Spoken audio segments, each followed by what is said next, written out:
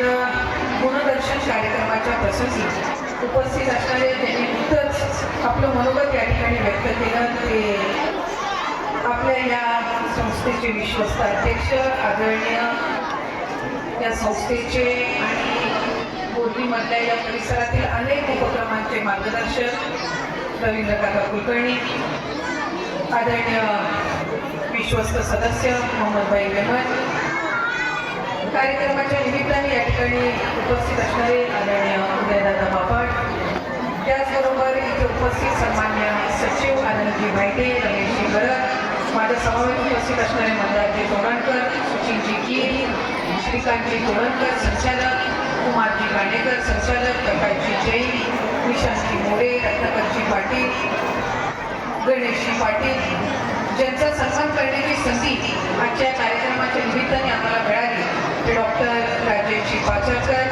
श्री राजेशजी चव्हाण, महादेवजी गायकर, प्रकाशजी पाटील, इथे उपस्थित असणारे आगरी समाजाचे अध्यक्ष ऋषिकांतजी गायकर, उपेशजी वागजे, वैभवजी तोडणकर, मुझफ्फरभाई आलवारे, संदेशजी पेडणेकर, उपस्थित सर्वच व्यासपीठावरील सन्मान्य मान्यवर, इथले सन्मान्य मुख्याध्यापक, सर्व गुरुजन वर्ग, इतर आपल्या संस्थेच्या शाळेतले आलेले सर्व सन्मान्य गुरुजन वर्ग, सन्मान्य पत्रकार, सर्वच आपलं विश्वस्त आणि कार्यकारी मंडळ, आलेले सर्व पालक, विद्यार्थी वर्ग आणि भगिनी, मी अधिक वेळ आपल्या या ठिकाणी गेणार नाही, कारण मला एका गोष्टीची जाणीव आहे की आज आपला खरं तर वर्षातून अनेक विद्यार्थी आपल्या गुणांचे या ठिकाणी सादरीकरण करण्याच्या दृष्टिकोनातून दरवर्षी डिसेंबर महिन्यामध्ये हे स्नेह संमेलन म्हणा किंवा आपलं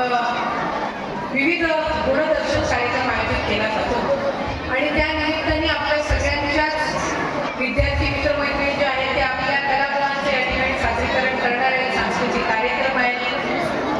या आपल्या विविध गुणदर्शन कार्यक्रमाच्या निमित्ताने आयोजित केलेल्या रांगोळीच्या स्पर्धा असतील, चित्रकलेच्या स्पर्धा असतील, वेगवेगळ्या वस्तू आणि त्याचबरोबर विज्ञान प्रदर्शन सुद्धा, ज्याच्या उद्घाटनाला काही दिवसांपूर्वीच मी या ठिकाणी आलेली होती, त्याचंही आपण प्रदर्शन या ठिकाणी घेतलेलं आहे. खरं तर डिसेंबर महिना हा मुलांच्या दृष्टिकोनातून अतिशय आनंदाचा असतो, कारण वर्षाची सहल सुद्धा डिसेंबर महिन्यामध्ये जाते. त्यांच्या ज्या क्रीडाच्या स्पर्धा असतात त्या सुद्धा डिसेंबर महिन्यामध्ये घातल्या जातात आणि गॅदरिंग असेल, इतर त्यांचे सांस्कृतिक कार्यक्रम असतील, हे सुद्धा साधारणपणे डिसेंबर महिन्यामध्ये आयोजित केले जातात. त्याच्यामुळे ज्यांना अभ्यासामध्ये फार रस नाही त्यांचा आवडता महिना शाळेतला म्हणजे डिसेंबर. पण मलाही फार डिसेंबर महिना आवडायचा, पण अभ्यासामध्ये फार रस नव्हता. त्यामुळे डिसेंबर महिन्यामध्ये असणाऱ्या क्रीडा स्पर्धा, सांस्कृतिक स्पर्धा, गॅदरिंग असेल, इतर स्पर्धा असतील, फनफेअर असतील, यामध्ये अतिशय अग्रेसरपणाने माझा सहभाग असायचा आणि नोव्हेंबर महिन्यापासून त्याची सुरुवात असायची. त्याच्यामुळे आनंद या गोष्टीचा असायचा की 2 महिने अभ्यास करून इतर सगळ्या गोष्टी करता येणार. त्यामुळे या दिवसांचं महत्त्व, या कार्यक्रमाचं महत्त्व शालेय विद्यार्थ्यांच्या दृष्टिकोनातून काय असतं याची जाणीव मला नक्कीच आहे. त्यामुळे माझं भाषण मी आधी लांबवणार नाहीये, कारण आलेले पालक त्यांच्या मुलांना इथं सांस्कृतिक कार्यक्रम त्यांचं जे सादरीकरण होणार आहे ते पाहायला आलेले आहे. आदरणीय तटकरे साहेबांच्या माध्यमातून ज्या वर्गखोल्या असतील, इतर संस्थेचे जे काही विविध प्रश्न असतील, हे सोडवण्याचा प्रामाणिक प्रयत्न हा त्या निमित्ताने आपण केला. मधल्या कालावधीमध्ये अनिकेत भाई आणि आपणही त्या निमित्ताने केला आणि साधारणपणे 65 ते 70 लाखांचा आपल्याला या ठिकाणी निधी हा आदरणीय तटकरे साहेबांच्या माध्यमातून उपलब्ध झाला आणि साहेबांनी आपल्याला हमी दिल्याप्रमाणे पुढच्या कालावधीमध्ये 1 कोटीचा निधी सुद्धा आपल्याला उपलब्ध होणारच आहे. या व्यतिरिक्त मधल्या कालावधीमध्ये शालेय विद्यार्थ्यांना आपण ज्या सायकलचं वाटप केलं, मला वाटतं या शाळेतले जवळपास 400 विद्यार्थी आणि विद्यार्थिनींना आपण सायकलचं वाटप केलं होतं आणि त्याच्यामध्ये साधारणपणे आपण त्या मुलांना आपण सायकल दिली जे लांबून प्रवास करून येतात किंवा इतर कुठलंही साधन त्यांच्यासाठी उपलब्ध नाही, अशा मुलांना आपण त्या निमित्ताने उपलब्ध करून दिल्या. त्याच्या मागची भूमिका आता हीच आहे की विद्यार्थी हे शाळेत आले पाहिजेत. शालेय जीवनामध्ये शिकत असताना ह्या ज्या काही इतर ज्या अवतीभोवतीच्या अडचणी आहेत, या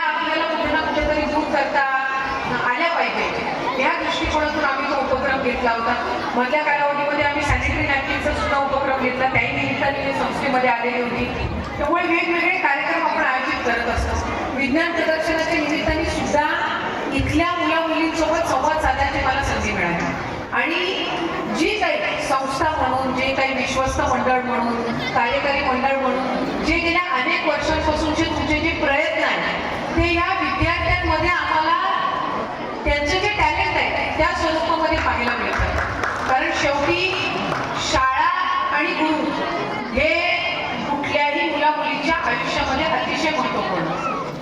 इथले विद्यार्थी कुठेही उद्या शिकायला जरी गेले तरीही आपल्या शाळेने आपल्याला काय दिलेलं आहे हे ते कधीच विसरणार नाही. आणि ते तुम्ही प्रामाणिकपणे देण्याचा प्रयत्न करत आहात याची जाणीव आम्हाला सगळ्यांनाच आहे. त्यामुळे सिनियर कॉलेजच्या संदर्भातले सुद्धा मोहनभाई आपण असा हृदयदादा असतील, काका कुलकर्णी काकांनी सुद्धा असेल ज्या गोष्टींचा उल्लेख केला त्याच्यामध्ये सुद्धा आदरणीय उच्च व विभाग शिक्षण मंत्री चंद्रकांत दादा आहेत. तिथेही आपण काय मार्ग आपल्याला नेमका काढता येईल तोही आपण त्या संदर्भातला प्रयत्न करूयात. आपण खरं तर कुलकर्णी काकांनी आपल्याला क्रीडा संकुलासाठी जागा उपलब्ध करून दिली, वाढीव जागा सुद्धा त्यांनी उपलब्ध करून दिली. तर मला आठवते मी क्रीडा संकुलच्या उद्घाटनाला आली होती त्यावेळेला त्यांनी सांगितलेलं की त्याच्यासाठी आम्ही वाढीव जागा उपलब्ध करून देतो. आज हॉस्पिटलच्या दृष्टिकोनातून सुद्धा त्यांनी त्या ठिकाणी ती हमी दर्शवलेली आहे. आणि मला एका गोष्टीचा आवर्जून उल्लेख करायचा आहे की आजच्या या जगामध्ये सगळेच व्यवहारिक म्हणजे गुंठावर जागा सुद्धा गावकीसाठी देणं ह्याच्यासाठी सुद्धा वर्षानुवर्ष लागतात. तिथं आपण आणि आपल्या कुटुंबांनी सामाजिक कार्यासाठी जी जागा आपण उपलब्ध करून दिली मग ती क्रीडा संकुलासाठी असो, आता होणाऱ्या हॉस्पिटलसाठी असो, खऱ्या अर्थाने हे समाजापुढे ठेवलेलं काका आपण आणि कुलकर्णी कुटुंबाने ठेवलेलं हे उदाहरण आहे. आणि याची जाणीव आमच्या सर्वांच्या मनामध्ये पिढ्यानपिढ्या राहणार आहे. कारण आम्ही निवडणुकीच्या राजकारणामध्ये लोकप्रतिनिधी म्हणून मी आमदार म्हणून काम करते, साहेब खासदार म्हणून काम करतात, त्यांनी आमदार म्हणून काम केलं, आज मंत्री म्हणून तुमच्या सर्वांच्या आशीर्वादातून काम करायला मिळतं. पण सामाजिक बांधिलकी कशी ठेवली जावी ही रवींद्र काका आपल्याकडून त्या निमित्ताने आम्हाला शिकायला मिळालं. त्याचा या कार्यक्रमाच्या निमित्ताने नक्कीच उल्लेख करेल.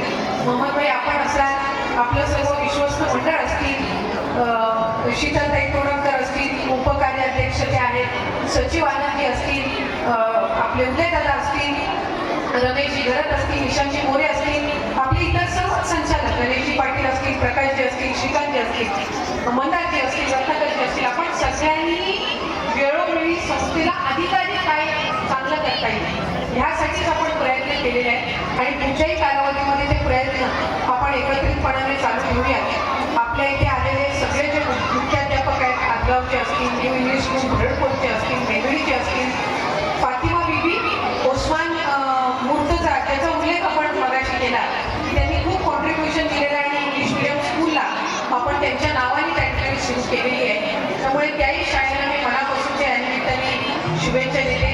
चांगल्यातलं चांगलं काम ज्या वेळेला या विद्यार्थी मित्रमैत्रिणींसाठी आपण करू त्यावेळेला पुढची सुदृढ पिढी ही आपण त्या निमित्ताने उभं करू शकणार आहोत. मी मधल्या कालावधीमध्ये आदरणीय खंडेरे साहेबांनी विनंती केली की आपल्याकडे जो दिघी पोर्ट होतोय या पोर्ट फिशरी मेरीटाईम रिलेटेड सुद्धा कोर्सेस हे आपल्या या संपूर्ण भागामधल्या ज्या ज्या संस्था आहेत तिथे सुरू झाले पाहिजे, जेणेकरून ज्युनियर कॉलेजपासूनच ज्या वेळेला मुलं त्या पोर्ट रिलेटेड शिक्षण घेतील त्यावेळेला लगेचच तिथे त्यांना जॉब मिळणं हे सोपं जाईल. आणि त्या दृष्टिकोनातून सुद्धा आपण पावलं उचलत आहोत. कारण एका बाजूला दिघी पोर्ट होत असताना, अदानी पोर्ट होत असताना स्थानिकांना तिथं अधिकाधिक रोजगार मिळावा ही आमची आग्रही भूमिका आहे आणि ती पुढेही राहणार.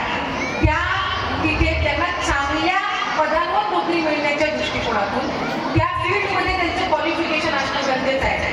आणि त्या दृष्टिकोनातून जे कोर्सेस आहेत हेही सुरू करण्यासाठी आम्ही मेरीटाईम विभाग जो आहे, पोर्ट विभाग आहे, उच्च व तंत्र शिक्षण आहे आणि कौशल्य विभाग आहे, या चारही विभागांकडे आम्ही समन्वय करत आहोत. आणि पुढच्या वर्षभराच्या कालावधीमध्ये त्याही संदर्भातली मंजुरी ही आपल्या संपूर्ण भागातल्या IT असेल किंवा संस्था असतील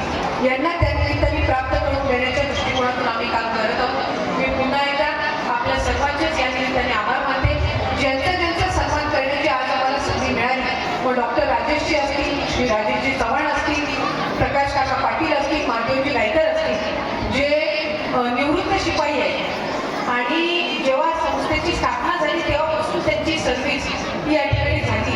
खरं तर आज म्हणजे निवृत्त शिपाई म्हणून आपण त्यांचा या ठिकाणी सन्मान केला. जसं एका शिक्षक आणि शिक्षिकाचं स्थान असतं तसं शाळेमध्ये संस्थेमध्ये शिपाईचं स्थान सुद्धा काही कमी नाही. कारण सर्वात जास्ती आनंद जो बेल जे वाजवतात ना तास संपल्यानंतर त्याच्याकडे सगळ्यांच्या विद्यार्थ्यांचं लक्ष असतं. पण त्याचबरोबर मुलं जी शाळेत येतात ती सुरक्षित आहेत का नाही, ती बसमध्ये बसली की नाही, ती घरी पोहोचली की नाही, त्यांना गेटवर क्रॉस करत असताना सगळ्या गोष्टी वॉचमॅन आणि शिपाई आणि स्टाफ रूम सांभाळणं असेल, शाळेमधली स्वच्छता असेल, मुलांना खरंच घरातल्यासारखं त्यांना त्यांचं संगोपन असेल हे त्यांच्या माध्यमातून होत असतं. आणि त्यांनी सुद्धा त्यांची सर्व्हिस या ठिकाणी केली. निवृत्त लिपिक म्हणून आपण प्रकाश काकांचा या निमित्ताने सन्मान केला.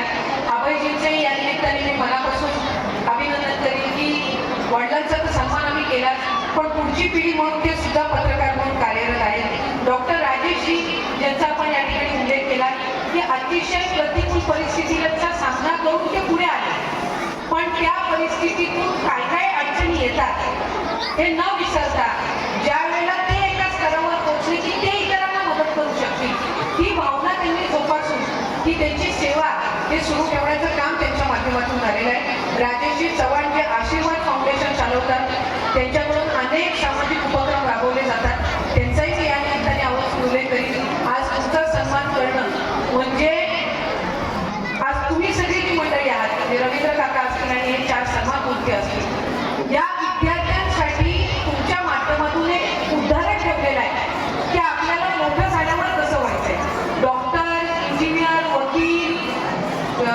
फोटोग्राफर, पत्रकार किंवा आमच्यासारखं राजकारणी, संस्थेचं चालक हे सगळ्यांनाच व्हायचं असतं. पण फील्ड कुठलंही असो माणूस म्हणून आपण कसं असावं याचे एक उदाहरण तुमच्या चौघांच्या माध्यमातून 5 जणांच्या माध्यमातून आज या पुढच्या पिढीसमोर ठेवण्याचा एक प्रामाणिक प्रयत्न संस्थेने केलेला आहे. मी आपल्या सर्वांनाच दीर्घ आयुष्याच्या